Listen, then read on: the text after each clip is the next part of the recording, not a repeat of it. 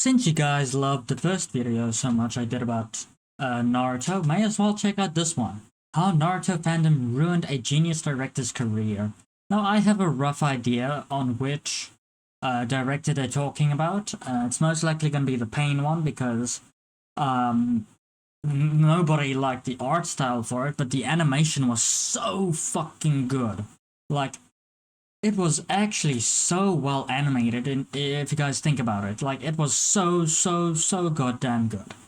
So what if most of the time Pain looked like a fucking pincushion, or fuck, I don't know what the right word is, but honestly, I thought it was a really good fight, in my opinion. There was so much action, combat, it was just so all over the place. It was so good, man. But let's just start this and see what happens. Today's anime industry, the term movie quality animation has pretty much lost all meaning because now we are frequently getting entire TV productions that bridge the gap between what is considered as movie quality animation and TV quality animation. But even the same with Chainsaw Man. Very good. Honestly, I quite enjoyed it. I was a bit worried with the CGI, but it actually turned out really good. And, well, really well. Sorry.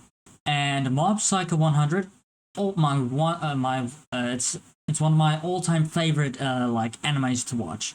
Not only is it funny, the art style and the animation just keeps up consistently, man. As far as I've seen, it's just so good. Chainsaw Man, I hope it gets a second season. With how it was received in Japan, it may not, or if it does, it's going to be under a new director, so it's going to be a different art style, which, again, kind of sucks, but it is what it is. In discarding those unique TV anime projects, it's still not rare that just a good old TV animation project will also have like a couple of episodes that reach that movie quality level. A classic example of this would be Kojima Productions at OLM Films and now the newly formed Bug Films. They make shows that have extremely rushed productions and the quality suffers because of that, but animation producer Kojima always makes sure that there are at least a couple of episodes where his team of top Zom 100 is... you can literally call it a movie at this point. It's how stunning the graphics are and just the animation overall. You can literally call it a movie and no one would think otherwise. And that said, did you guys know that there's a live action Zom 100 movie? As far as like, this is what I've heard of it. It's actually pretty decent because, I mean, zombies has been around in media forever. So, it's nothing new. The story-wise, it does deviate a lot. And there is lots of zombie boobs. Yeah, there is lots of zombie tits that you can full-on see.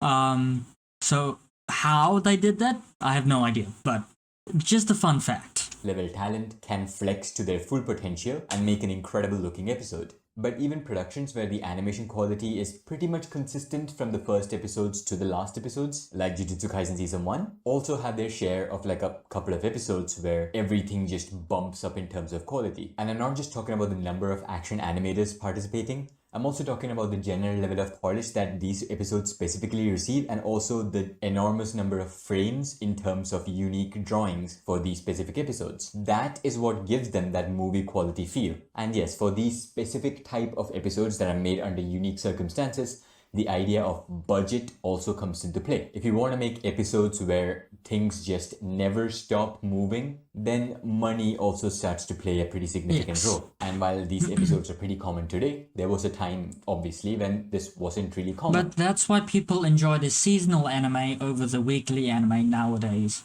Because seasonal anime, yeah, you get like less episodes. Like most of the time it's 24. But nowadays it is slowing down to about like 12. Look at Saitama, like One Punch Man. I'm pretty sure season 3 is also just going to be like 12 episodes. But most of the time it is roughly 23 episodes. And then you have to wait another year, maybe 2 years before you get anything new. So, compared to like weekly where, yeah, you get more of it, but at the same time, the quality isn't as good. And people can say what they want. Naruto suffered just as badly from being weekly as Boruto. Yes, Boruto is a tad bit worse, but Naruto wasn't that good either in terms of animation. When it came to the big fights, yes, it got really good. But a lot of the time, Naruto was almost just as bad as Boruto. Granted, Naruto didn't have moving PNGs like in like a couple of the Boruto episodes, but Boruto is not as bad as people think it is. Yes, most of the time it is. It is very bad, but not all the time. Give it some slack. And when you watch it, if you watch only the canon shit, the manga canon shit, um, it actually is a really good anime. Like hands down, it's on level with Naruto. You can say what you want, but it is.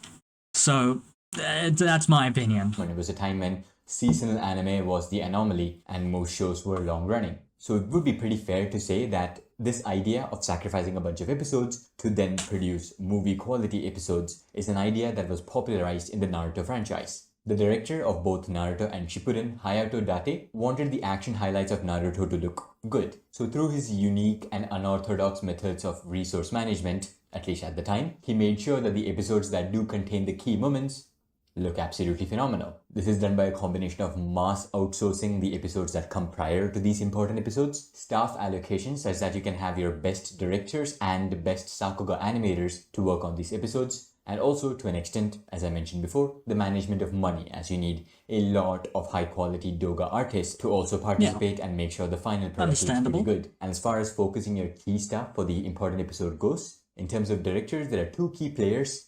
And yeah, that's pretty much it. There are just two of them. These directors are Toshiyuki Suru and the director that this video is about, Atsushi Wakabayashi. And if you're talking about the important animators who participated in these episodes, you have Norio Matsumoto, and that's it.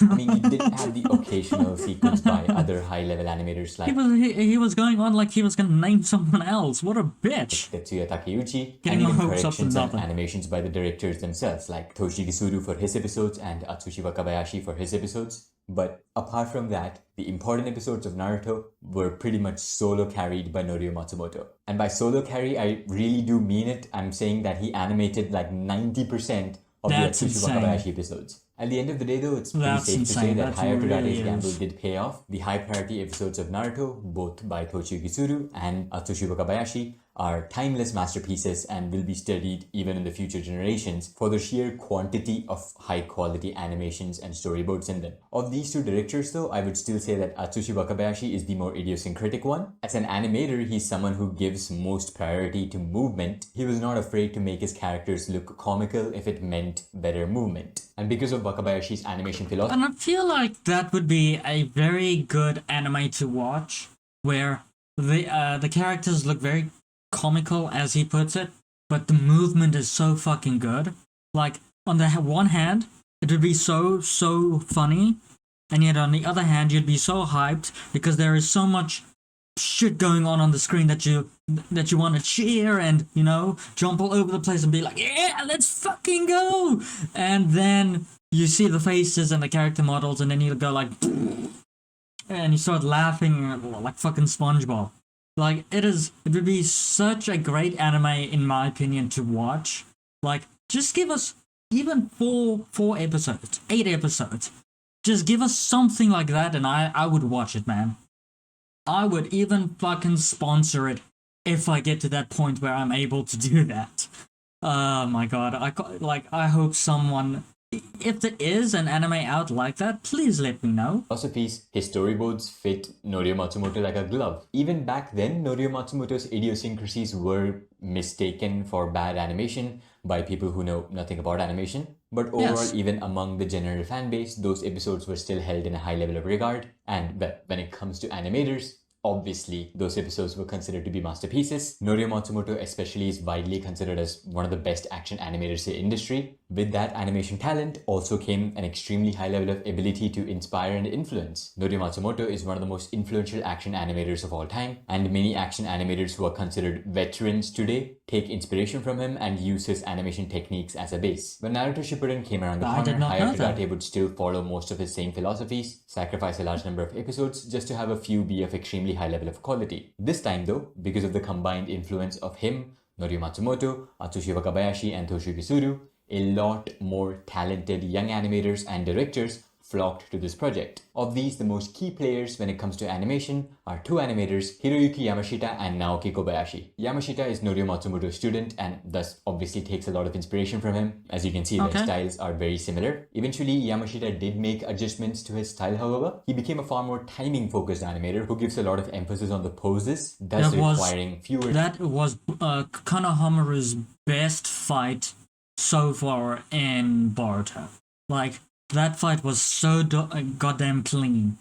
Like, oh my god, was it clean. Number of drawings than Norio Matsumoto. Yamashita also put in a lot of effort and time into perfecting his character drawings, and today he's one of the best character artists in the industry. No matter who the animation director of the episode is, they are most likely not gonna correct Hiroyuki Yamashita's drawings because they are perfect. There's nothing really to correct. The second animator that I talked about being Naoki Kobayashi is definitely more of a Yutaka Nakamura inspired animator, but he's also just as incredible, and most of my favorite hand-to-hand or tight choreography based animation that came from Shippuden actually came from Naoki Kobayashi. And hired to that his unique method of producing anime would work for quite a bit of time. Shippuden then goes on to have 3 non-canon movies that looked great and obviously thus also affected the TV anime's production, but not to a detrimental extent. That is, until the Pain arc. The Pain arc is one of the most important arcs in the entirety of Naruto franchise. It's very important. Yes, and people actually wanted Naruto to end there because it would, like, sort out the story a hell of a lot more than when it ended in the War arc. Like, people hate the fucking War arc. People really wanted Naruto to end in the Pain arc. Like, the amount of people I've heard them say that I wish Naruto ended in the Pain arc, you know, there is so goddamn many. And I've asked lots of people as well, and they also just say, no, I think it would have been better if it just ended in the Pain arc, you know, oh my god. Content and needs to be treated with that same level of respect. The dilemma just came from the fact that the team also had to simultaneously produce the 4th Naruto Shippuden movie, named The Lost Tower or something, fucking Indiana Jones, I don't give a fuck. But being a movie, it sucked. I feel like Naruto suffered because of the movies, honestly. Like, there was too many movies made. In my opinion, less movies would have meant the anime was a bit better. In some of Naruto's in terms of animation staff members, many directors who storyboarded and directed literally dozens of episodes in Shippuden were busy working on the movie and could not work on the Pain arc. An even bigger loss, however, was on the animation side of things, with Hiroyuki Yamashita, who was busy working on the movie and could not help out with the Pain arc. So now, instead of going with the safe bet of spreading out what remains of the high priority stuff that you do have, Date instead doubled down on his philosophies. The entirety of the Pain arc just underwent mass outsourcing just so that the 2 pivotal episodes could look incredible. These 2 pivotal episodes being 166 and 167. Things also came full circle because these 2 episodes would be directed by the OGs Toshiyuki Suru and Atsushi Wakabayashi respectively. This is obviously a massive gamble, but nothing that the Naruto franchise was new to, especially since you're gonna have your 2 most trusted directors work on these episodes anyway. Yeah. Now that you do have the directors though, you also need animators. For Toshiyuki Suru's episode 166, Tokiyuki Matsutake animated like the climax of the action, but aside from that one sequence animated by him, the episode was pretty much solo carried by Hirofumi Suzuki, whether it was the action animation, the character acting. I don't know why, but the Hyuga's eyes always creeped me out when I was younger. I don't know, it just didn't look right. I always thought they were blind. And that's funny because like they see better than almost anybody in Naruto. Like, it's so dumb. Like, oh my god. I was so dumb as a kid. I even now I don't really like the eyes. Even though I've grown accustomed to them and I quite enjoyed on Hinata's like look in Boruto, because it really, I don't know, her design in Boruto really, I quite enjoy it.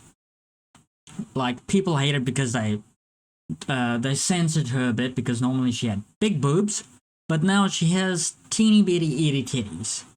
So the overall correction and feel of the entire episode, it was pretty much Suzuki. And yes, this episode ended up as a pretty big success. The climax was still the next episode, 167 by Atsushi Wakabayashi. As far as animation talent went for this side, episode 167 was produced around the time when the popularity of web generation was spiking. So we had two young animators participate alongside Norio Matsumoto to have a three-man team to animate the entirety of the episode. The two young animators being, at the time, a 26-year-old Kenichi Kutsuna and a 22-year-old Shingo Yamashita. If these two names are familiar, that's because these two are some of the biggest names in the industry currently. Kenichi Kutsuna's method of animating lightning became so popular that it became like the only method of animating lightning that there is. And it's Is he the reason why?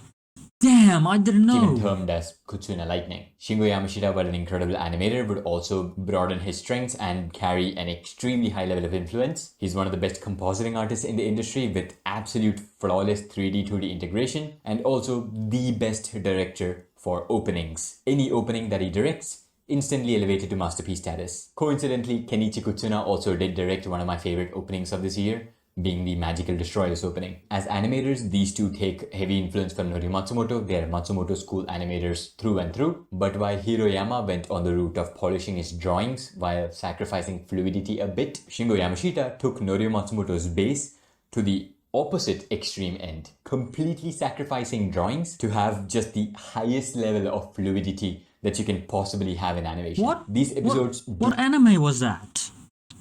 That looks so good. Extreme end, completely sacrificing drawings to have just the What highest anime level is this, of man? fluidity that you can possibly have in animation. These That episodes looks so do have clean. more animators working on I it. wanna By the way, watch it's it. not just these three. There are still second key animators, for example, like Shingo Natsume and Gosei Oda, very popular names. They helped out with second key animation for this episode. And also Atsushi Wakabayashi, as usual, also helped out with the key animation. But the bulk of the episode, and well, more importantly, all of the action in this episode was animated by three people, the first 5.5 minutes of which would be animated by the aforementioned 22-year-old Shingo Yamashita. And this 5.5 minutes is just unfiltered Shingo Yamashita madness. He had full reign over what he was doing here because Atsushi Wakabayashi is not a director to limit creative freedom of animators. Unfortunately, regardless of how good the production schedule was, animating 5.5 minutes of pure action content is not easy. But even then, I can I imagine. wouldn't really say that his drawings were necessarily bad. It was just that he was letting his creativity flow to the limits. What Norio Matsumoto did back in the day, Shingo Yama did the same but on steroids. Kenichi Kutsuna's animation was also What a way to put it. more of the same, stretching and morphing the characters to its absolute limits. Whether the scenes as a result looked goofy or not was not even a question that came into the mind of these animators. They were just doing the best job that they could. Like, see, I find that so fucking funny, but yet so fucking epic. Naruto just smashed him into the ground like a nail, like a screw, or whatever the reference is. It is so disrespectful to pain. I love it. Best way that they could at the time. After the works of these two came the second half of the episode, which, again in classic Matsumoto fashion, Norio Matsumoto just animated by himself, and his work also, obviously, as we've already seen in the past. The focus is entirely on making powerful, expressive animation. So anyway, the team succeeded in doing what they planned out to do, even though the overwhelming majority of the pain arc was sacrificed in terms of quality, just so that 2 episodes can exist. These 2 episodes were of such an overwhelming high level of quality that it pretty much overshadows the rest of the arc. But I the guess. fandom said otherwise. Episode 167, Wakabayashi's masterpiece, was widely regarded by the general fan base as a bad episode. I mean, it wouldn't be an exaggeration to say most of them considered it was the worst episode. Now, animation illiterates insulting high quality works when they know nothing about animation is something Yes, that is the biggest issue nowadays, is because people don't, like, they see the art style and they're like, man, this kind of bad. That's why people don't enjoy JoJo, and that's why people don't enjoy Mob Psycho. Because people see the art style and they'll be like, yeah, no, this is not for me. But in terms of quality animation, JoJo, I think, is actually quite good. And Mob Psycho 100 is fucking brilliant, man. Those fight scenes is so goddamn epic. still happens. We saw that as recently as the latest Jujutsu Kaisen episode, where Takuya Ninuma's corrections were somehow mistaken for CGI, and Sota Yamazaki's corrections were mistaken for bad animation. I'm not even making this shit up. Anyway, the difference is that because Sakuga is slowly seeping in to like anime Twitter and just more to the casual audience in general, the number of extremely stupid takes are countered by an equal number of educated ones. That's why I do think that the Sakuga community seeping into anime Twitter is mostly a good thing. But back in 2010, that wasn't the case. If I search up Naruto vs Pain animation on YouTube, the first result is this 8-year-old video titled Pain vs Naruto, The sucky animation. Yeah. And that's just the... I rewatched this fight so many times on YouTube because I actually quite enjoy it. Unfortunate case of it, because Naruto Shippuden... And I stumbled across like a video titled the most... fuck, I can't remember what the... Damn it, what was it called? The worst Naruto fight in history or something like that. But then when you go and look at Naruto, just Naruto, when I think Naruto was fighting Kiba? Fuck, I can't remember his name. The dog boy. You can literally see like a PNG of Naruto moving downwards while the tornadoes was above him. And it looks so goddamn bad. Because why? They didn't have... Like, the animation was shit, even though the art style was still reasonably good. So, when people say that that was the worst Naruto fight, I can find 10 Naruto fights before the Pain arc that is even worse. So, I don't understand, man. It's the most mainstream show that there is. It's not like Mob Psycho 100 that filtered out the normies all the way back in episode 1. We're talking about a community here where people unironically post Itachi quotes as their statuses. It's a group of people who would have been totally fine with just having colored manga panels with sound. But what they unfortunately got is back-to-back episodes of the highest level of animation quality. And this was the unfortunate turning point of Atsushi Wakabayashi's career. Imagine spending like half a year on the most high-profile and the most important episode of the entire franchise. You're carrying the hopes and dreams of the director and the entire production. All of those resources to put out an episode that is widely regarded as a bad episode. And yeah, it wouldn't really be an exaggeration to say that this ruined Wakabayashi's career. I'm not saying that he's not working now at all. No, he's still working. He's still storyboarding episodes and such. But one of the most talented directors that the industry has ever seen, only getting to work on low priority episodes with minimal resources, is pretty much equivalent to him not having his career anymore. Wakabayashi has done storyboards for 29 Boruto episodes. I didn't even know that they existed until I looked them up for this video. It's just that he's no longer getting the opportunity to do any high-profile work. And there's no way of telling whether that's his own choice or because his reputation has gone down to a point where no studio is willing to give him I think it's a bit of both at the moment. Opportunity. And yeah, it's just an extremely unfortunate scenario. Toshiyuki Suru, the other key director's output has also been quite a bit low compared to just how much high quality output he used to give out. But it's safe to say that he's still a very well respected director because he storyboarded one of the most important scenes in episode 217 of Boruto, which was animated by Hiroyuki Yamashita, just like the good old days. He also did storyboards for episode 7 of Bleach TYBW, which was one of the best episodes of that core. Wakabayashi, on the other hand, has done nothing yet. I'm still holding on to hope. Wakabayashi did the storyboards, action animation direction, effects animation direction, and also key animation for Bleach's Core 2 episode 5. And here you were able to see hints of his greatness, and it does stand out. Is that why? Damn. That was one of the better fights. Quite a bit as the highlight of this arc as a whole, but for a show where the standard quality is a straight line close to the bottom, a tiny spike is of course going to be a highlight. It's absolutely nothing compared to what Wakabayashi did 10 years back and well, even 20 years back. I'm still holding on to the hope that he can make like a major comeback in some way. Maybe get to work on like a high priority episode on Boruto with all of his friends that he worked on in the past. That actually does not seem like a good idea when I think about it. Considering the reception of this cut by Rin Onodera, it's pretty safe to assume that the Naruto fandom is just allergic to creative animation. It's not really just Naruto fandom, honestly. That is a fair take. That is honestly a very fair, honest take. It's just anime fandoms in general that can't appreciate creative animation. Yes, Mob Psycho is sort of like an exception, but it's not as popular and definitely not nearly as profitable as like the big three and the other popular shonen. So all we can really do is just slowly increase the animation knowledge level of the average anime fan. And to do that, following my channel is a pretty good start. And so yeah, if you like this video, leave a like. If you did not like this video, leave a dislike. Subscribe and share, spread the love. And yeah, that's about it. This was a very good video. He described a lot of stuff, and honestly, I feel very bad for the director. Like, imagine working your hardest on the biggest like thing in your entire life, and then just people stomp on it and be like, "Ah, man, this shit is trash." Like, it is so damn sad. I don't have any other words. Like, I honestly feel so bad for the guy. Like, that is so fucking sad. Well, I hope you guys enjoyed this very, very sad video. Oh man, I can't believe it.